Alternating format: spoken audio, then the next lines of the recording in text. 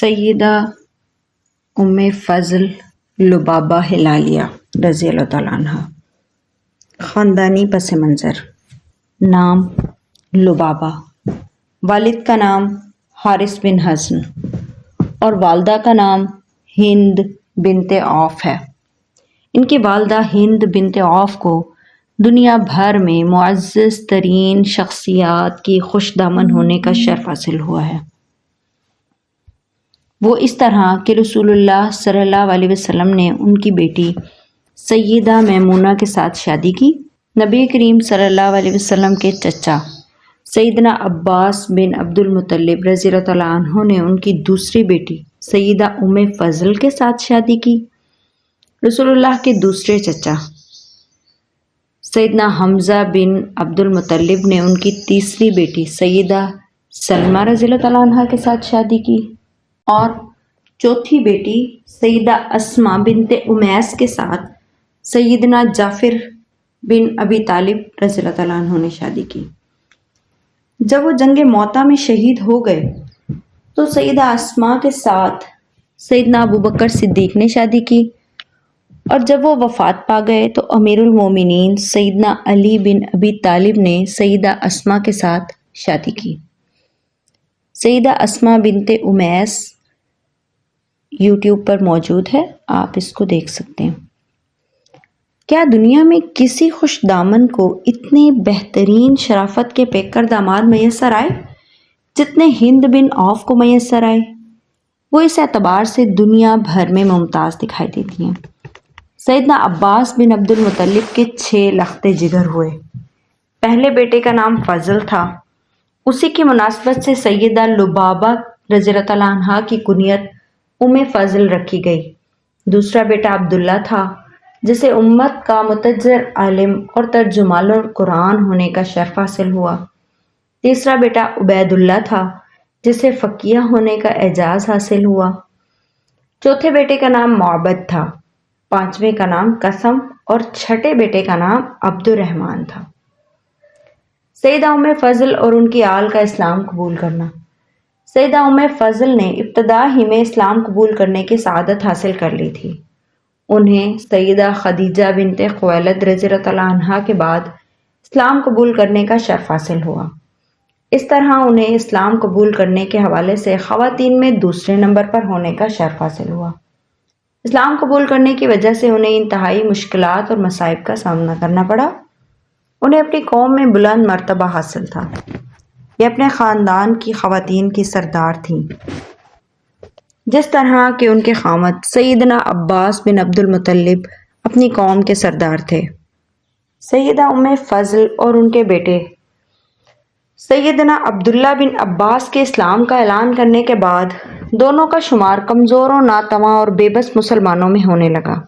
امام بخاری رحمۃ اللہ علیہ نے عبید اللہ کے حوالے سے یہ روایت اپنی کتاب صحیح البخاری میں نقل کی ہے۔ وہ کہتے ہیں کہ میں نے عبداللہ بن عباس رضی اللہ تعالیٰ عنہ کو یہ فرماتے ہوئے سنا: میں اور میری والدہ مردوں اور عورتوں میں سے کمزور و ناتواں تھے۔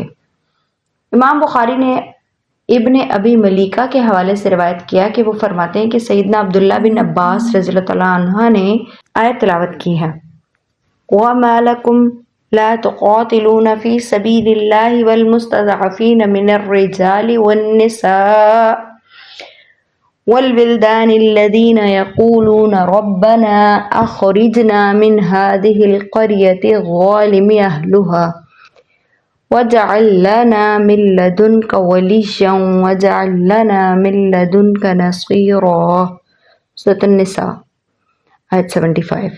ترجمہ: آخر کیا وجہ ہے کہ تم اللہ کی راہ میں ان بے بس مردوں، عورتوں اور بچوں کی خاطر نہ لڑو جو کمزور پا کر دبا لیے گئے ہیں اور فریاد کر رہے ہیں کہ اے اللہ، ہم کو اس بستی سے نکال جس کے باشندے ظالم ہیں، اور اپنی طرف سے ہمارا کوئی حامی و مددگار پیدا کر دے۔ سیدنا عبداللہ بن عباس نے کہا کہ میں اور میری والدہ ان لوگوں میں سے تھے جن کو اللہ تعالیٰ نے معذور قرار دیا۔ رسول اللہ صلی اللہ علیہ وسلم سیدہ ام فضل کی بہت قدر کرتے تھے، ان کے گھر تشریف لے جاتے اور کبھی دوپہر کے وقت وہاں سو جاتے۔ اللہ سبحانہ و تعالیٰ نے سیدہ ام فضل رضی اللہ تعالیٰ عنہ کو شجاعت، بہادری اور جسمانی توانائی سے نواز رکھا تھا۔ انہوں نے اپنی تمام صلاحیتوں کو دین اسلام کی نصرت اور رسول اللہ صلی اللہ علیہ وسلم کے دفاع کے لیے صرف کیا، اور وہ نبی کریم صلی اللہ علیہ وسلم کے خلاف لگائی بجائی کرنے والی خاتون ام جمیل اور اس کے خامد ابو لہب کے مقابلے میں اپنی تمام صلاحیتوں کو بروئے کار لائیں۔ رسول اللہ صلی اللہ علیہ وسلم کے غلام ابو رافع کا بیان ہے کہ میں عباس بن عبد المطلب کا غلام تھا۔ اسلام ہم تک پہنچا تو میں نے اسلام قبول کر لیا، اور ام فضل نے بھی اسلام قبول کرنے کی سعادت حاصل کر لی۔ سیدنا عباس نے بھی اسلام قبول کر لیا، لیکن وہ اپنی قوم سے خوفزدہ تھے۔ وہ اپنے مسلمان ہونے کو صیغہ راز میں رکھے ہوئے تھے۔ اللہ کا دشمن ابو لہب جنگ بدر سے پیچھے رہ گیا۔ اپنی جگہ اس نے عاص بن ہشام بن مغیرہ کو جنگ بدر میں شامل ہونے کے لیے بھیجا۔ وہ لوگ اسی طرح کیا کرتے تھے، جو خود جنگ میں شریک نہ ہوتا وہ اپنی جگہ کسی دوسرے کو جنگ میں شریک ہونے کے لیے بھیج دیتا۔ جب ہمیں یہ اطلاع پہنچی کہ جنگ بدر میں لشکر اسلام کو فتح نصیب ہوئی ہے تو اللہ نے ابو لہب کو ذلیل و خوار کیا اور ہمارے حوصلے بلند ہو گئے۔ ہم اپنے آپ کو پہلے کی نسبت توانا محسوس کرنے لگے۔ لشکر اسلام کی فتح سے ہماری عزت و وقار میں خاطر خواہ اضافہ ہو گیا۔ ابو رافع کہتے ہیں کہ میں کمزور آدمی تھا، پیالے بنانے کا کام کیا کرتا تھا، حجرہ زمزم میں بیٹھ کر پتھر کو تراش کر پیالے بنایا کرتا تھا۔ اللہ کی قسم میں وہاں بیٹھا اپنے کام میں مشغول تھا، میرے پاس ام الفضل تشریف فرما تھی۔ ہمیں جب جنگ بدر میں مسلمانوں کی فتح کی خبر ملی تو ہم بہت خوش ہوئے۔ اچانک ابو لہب مٹک مٹک کر چلتا ہوا آیا اور ہمارے پاس بیٹھ گیا۔ وہ بیٹھا ہوا تھا کہ لوگوں نے یہ کہا کہ یہ دیکھو ابو سفیان بن حارث آیا ہے۔ ابو لہب نے ابو سفیان کو اپنے پاس بلایا اور اس سے کہنے لگا، سناؤ کیا خبر لائے ہو؟ وہ ابو لہب کے پاس بیٹھ گیا۔ لوگ وہاں جمع ہو گئے، سبھی لوگ دم بخود کھڑے تھے۔ ابو لہب نے ابو سفیان سے کہا، میرے بھائی کے بیٹے، سناؤ میدان بدر میں ہمارے لوگوں کی کیا صورتحال رہی؟ وہ کہنے لگا، کیا بتاؤں؟ جب ہم میدان جنگ میں اترے، ہمارے مد مقابل مسلمانوں نے ہماری گردنوں کو دبوچ لیا، پھر انہوں نے ہمارے افراد کو جس طرح چاہا قتل کیا۔ دیکھتے ہی دیکھتے انہوں نے لاشوں کے ڈھیر لگا دیے، جسے چاہا اسے گرفتار کر لیا۔ ہم ان کے سامنے بے بس ہو گئے۔ اللہ کی قسم پھر بھی میں اپنے لوگوں پر کوئی الزام نہیں دھرتا، کیونکہ ہمارے مقابلے میں سفید رنگ کے شہ سوار سیاہ و سفید ڈبی دار گھوڑوں پر میدان جنگ میں برسرے پیکار تھے۔ اللہ کی قسم کوئی چیز بھی ان کے آڑے نہیں آ رہی تھی۔ ابو رافع کہتے ہیں کہ میں نے حجرے کی تنابیں اپنے ہاتھ سے اوپر کو بلند کی اور پھر کہا، اللہ کی قسم وہ فرشتے تھے۔ ابو لہب نے میری یہ بات سنتے ہی میرے چہرے پر ایک زوردار تماچا رسید کر دیا۔ میری اس سے مٹ بھیڑ ہو گئی۔ اس نے مجھے اٹھا کر زمین پر پٹخ دیا اور میرے سینے پر بیٹھ کر مجھے مارنے لگا۔ میں کمزور آدمی تھا۔ سیدہ ام الفضل نے حجرے سے ایک لٹھ پکڑی اور زور سے ابو لہب کے سر پر دے ماری، جس سے اس کے سر میں شگاف پڑ گیا، اور غضبناک انداز میں کہنے لگی، کیا تو نے اسے کمزور سمجھا ہے؟ تجھے یہ جرت اس لیے ہوئی کہ اس کا مالک یہاں نہیں ہے؟ ابو لہب ذلیل و خوار ہو کر گردن جھکائے وہاں سے 9-2-11 ہو گیا۔ اللہ کی قسم 7 دن بعد اللہ تعالیٰ نے اسے کینسر کے مرض میں مبتلا کر دیا اور اسی بیماری سے وہ جہنم واصل ہو گیا۔ اس کے بیٹوں نے اس کے فوت ہو جانے کے بعد 3 دن تک اسے دفن نہ کیا، جس سے اس کی لاش میں سڑان پیدا ہو گئی۔ بیٹوں کے پاس قریش کا ایک آدمی آیا اور ان سے کہنے لگا، اے ابو لہب کے بیٹوں، تمہارا کچھ نہ رہے، تمہیں شرم محسوس نہیں ہوتی کہ تمہارے باپ کی لاش سے بدبو کے بھبوکے اٹھ رہے ہیں؟ اس کی لاش گھر میں پڑی ہوئی ہے اور تم اسے دفن نہیں کر رہے۔ شرم سے ڈوب مرو نالائق کہیں کے۔ وہ کہنے لگے، ہم تو اس لیے لاش کے قریب نہیں ہو رہے کہ یہ متعدی بیماری ہمیں بھی لاحق ہو جائے گی اس نے کہا چلو کم بختو آگے بڑھو، میں تمہاری مدد کرتا ہوں۔ اللہ کی قسم انہوں نے اسے اس طرح غسل دیا، دور ہی سے اس کے لاشے پر پانی پھینک دیا، اس کے جسم کو ہاتھ نہ لگایا اور زمین میں ایک گڑھا کھودا اور لکڑی کے سہارے سے لاش کو گڑھے میں دھکیل دیا، پھر دور سے اس پر پتھر پھینک کر اس کی لاش کو چھپا دیا۔ اس طرح ابو لہب اپنے بد انجام کو پہنچا۔ اس کی بدمعاشی کی یہ انتہا تھی کہ جب رسول اللہ صلی اللہ علیہ وسلم لوگوں کو اللہ تعالیٰ کی طرف دعوت دینے کے لیے کہیں تشریف لے جاتے تو آپ صلی اللہ علیہ وسلم کے پیچھے پیچھے چلنے لگتا اور بڑی ڈھٹائی سے لوگوں سے کہتا کہ دیکھنا، اس کی بات نہ ماننا، کہیں اس کو سچا نہ سمجھ لینا، اس کے داؤ سے بچ کے رہنا۔ ایسے گھناؤنے کردار کے لوگوں کے بارے میں اللہ سبحانہ و تعالیٰ نے فرمایا ہے فَمَا جَزَاءُ مَن يَفْعَلُ ذَلِكَ مِنكُمْ إِلَّا خِزْيٌ فِي الْحَيَاةِ الدُّنْيَا وَيَوْمَ الْقِيَامَةِ يُرَدُّونَ إِلَى أَشَدِّ الْعَذَابِ وَمَا اللَّهُ بِغَافِلٍ عَمَّا تَعْمَلُونَ سورۃ البقرہ۔ پھر تم میں سے جو لوگ ایسا کریں ان کی سزا اس کے سوا اور کیا ہے کہ دنیا کی زندگی میں ذلیل و خوار ہو کر رہیں اور آخرت میں شدید ترین عذاب کی طرف پھیر دیے جائیں۔ اللہ ان حرکات سے بے خبر نہیں ہے جو تم کر رہے ہو۔ سیدنا عباس کے مسلمان ہونے کی علامتیں۔ ابو لہب جس قدر اپنے بھتیجے کے خلاف بغض و عداوت کا مظاہرہ کرتا تھا، آپ صلی اللہ علیہ وسلم کا دوسرا چچا آپ کے ساتھ اتنا ہی پیار کرتا تھا، اتنا ہی وہ آپ پر غم گسار اور دعوت کے میدان میں مددگار تھا۔ سیدنا عباس بن عبد المطلب رسول اللہ کے مدینہ منورہ کی طرف ہجرت کرنے سے پہلے دائرہ اسلام میں داخل ہو گئے اور انہوں نے اپنے بھائی کے بیٹے محمد رسول اللہ صلی اللہ علیہ وسلم کے ساتھ اپنے مسلمان ہونے کو صیغہ راز میں رکھنے کی موافقت حاصل کر لی تھی تاکہ وہ مکہ معظمہ میں رہتے ہوئے اہل مکہ کی صورتحال سے نبی کریم صلی اللہ علیہ وسلم کو آگاہ کر سکیں، قریش کی ریشہ دوانیوں کی اطلاع اب تک پہنچا سکیں اور جو کچھ وہ رسول اللہ صلی اللہ علیہ وسلم اور مسلمانوں کے خلاف منصوبہ بندی کر رہے ہیں اس سے رسول اللہ صلی اللہ علیہ وسلم کو آگاہ کر سکیں۔ ہجرت سے پہلے سیدنا عباس رضی اللہ تعالیٰ عنہ کے مسلمان ہونے کے بہت سے شواہد پائے جاتے ہیں، جن میں سے چند ایک یہ ہیں۔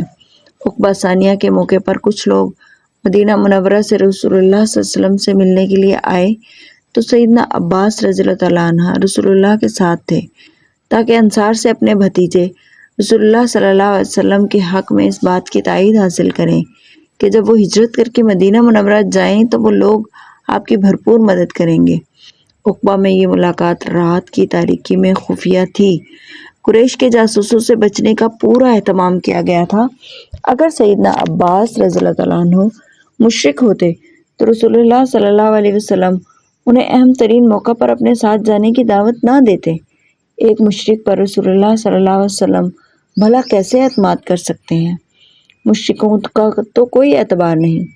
جب رسول اللہ صلی اللہ علیہ وسلم مدینہ منورہ میں قیام پذیر ہو گئے تو سیدنا عباس نے ایک بااعتماد شخص کے ذریعے سے آپ کو خط بھیجا جس میں یہ اطلاع دی کہ قریش مکہ جنگ بدر کی بھرپور تیاری کر رہے ہیں، ان کے عزائم بڑے خطرناک ہیں، وہ رسول اللہ صلی اللہ علیہ وسلم اور ان کے تمام ساتھیوں کو صفحہ ہستی سے مٹا دینا چاہتے ہیں۔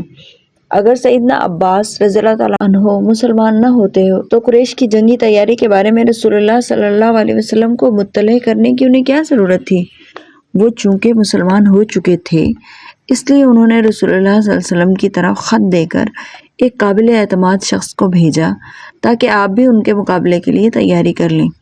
نبی کریم صلی اللہ علیہ وسلم نے اپنے صحابہ کرام کو یہ حکم دیا کہ میدان بدر میں اگر عباس رضی اللہ تعالیٰ عنہ تم میں سے کسی کے سامنے آ جائے تو اسے قتل نہ کیا جائے۔ یاد رہے کہ سیدنا عباس قریش مکہ کے ساتھ جنگ بدر میں شریک ہوئے تھے، ان کے مسلمان ہونے کا کسی کو پتہ نہیں چلا تھا۔ رسول اللہ صلی اللہ علیہ وسلم اس حقیقت سے آگاہ ہو گئے تھے کہ وہ مسلمان ہو چکے ہیں۔ وہ مشرکین مکہ کی جاسوسی کا فریضہ سر انجام دے رہے تھے، اسی لیے وہ مکہ معظمہ میں مقیم تھے اور اپنے مسلمان ہونے کو صیغہ راز میں رکھا ہوا تھا۔ اگر سیدنا عباس رضی اللہ تعالیٰ عنہ جنگ بدر کے لیے مشرکین کے ساتھ روانہ نہ ہوتے تو قریش مکہ شکوک و شبہات میں مبتلا ہو جاتے اور سوچنے لگتے کہ دال میں کچھ کالا ہے۔ اس لیے سیدنا عباس رضی اللہ تعالیٰ عنہ قریش مکہ کے ساتھ جنگ بدر میں شریک ہوئے۔ ابو رافع کا بیان پہلے گزر چکا ہے۔ اس سے بھی پتہ چلتا ہے کہ سیدنا عباس اور ان کی رفیقہ حیات سیدہ ام فضل ابتدائی مرحلے میں ہی دائرہ اسلام میں داخل ہو گئے تھے۔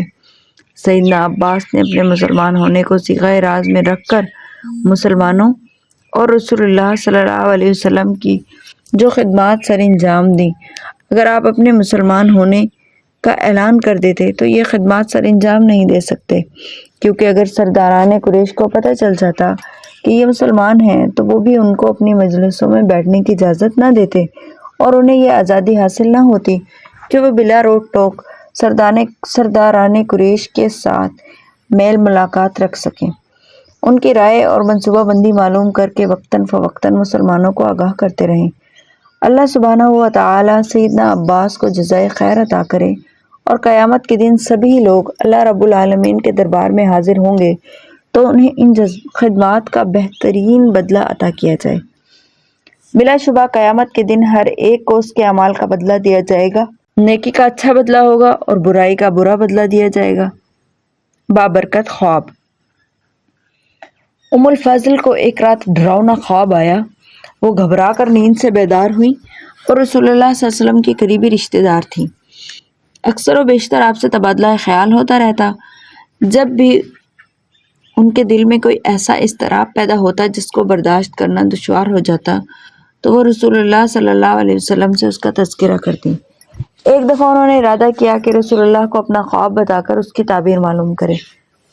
وہ اس غرض سے رسول اللہ صلی اللہ علیہ وسلم کی خدمت میں حاضر ہوئیں اور آپ سے عرض کیا کہ مجھے خواب میں یہ نظر آیا ہے کہ آپ کے جسم مبارک کا ایک حصہ میرے گھر میں پڑا ہوا ہے۔